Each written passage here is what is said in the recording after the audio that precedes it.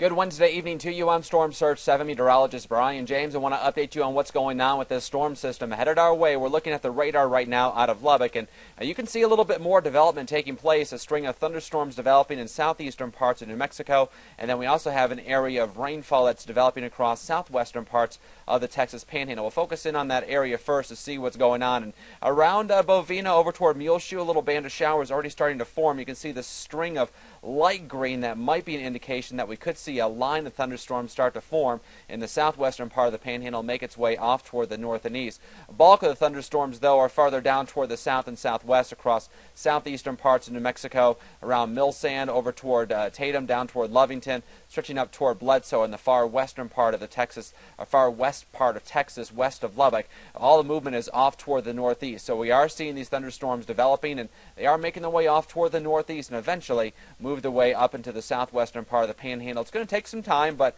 eventually we're going to see things start to quiet down by the time we get to tomorrow afternoon. It's going to take some time, but the storms are getting going right now, and that's what we're going to watch for the rest of the night tonight. Our computer model showing the thunderstorms developing. This is looking at about 9:30, and that's a little bit of time from now, but you can see the thunderstorms starting to pop up on the computer model, so that's handling that situation very well. As we head through the next couple of hours, though, we're going to watch those storms make their way into western parts, southwestern parts of the Panhandle, and then off into the central Panhandle as well. By about midnight into 1 o'clock, those thunderstorms are going to be making their way through the central Panhandle. So here in Amarillo, maybe around midnight or so, 1 o'clock in the morning, that we see some thunderstorms develop and make their way on through. Now, farther north, it should be cold enough for snow, primarily north of the Canadian River. So what you see up here across northern parts of the high plains might very well be some snow, although the computer model is showing it as primarily rain. It could very well end up being some snow. So keep that in mind. There could be convective bands of snow. There could be thunder snow as well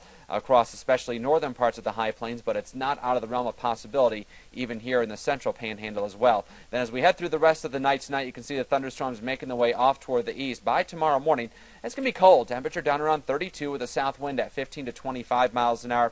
Bulk of the moisture to the east and also up toward the north. So across the Oklahoma Panhandle, northern parts of the Texas Panhandle, that's the best chance to see some snow accumulation. I think mainly across the Oklahoma Panhandle could see a swath of about 3 to 6 inches of snow, or farther south, and maybe a dusting here in the central Panhandle. That is if we see the changeover take place in the wake of the line of thunderstorms that will be moving through later on tonight. Now, as we head through the day tomorrow, the whole storm system quickly zips off to the east. 37 at the noon hour, northwest winds around 20 to 30 miles an hour, and they're going to stay strong through the afternoon with temperatures only topping out in the low 40s and a north wind around 20 to 30 miles an hour. So a blustery day tomorrow. Make sure you dress warm. In terms of the forecast in the short term, just watch out for the thunderstorms that could be around. They could produce some snow and some sleet, maybe even some of that what we call grauple or corn snow, which is kind of like a crunchier version of snow.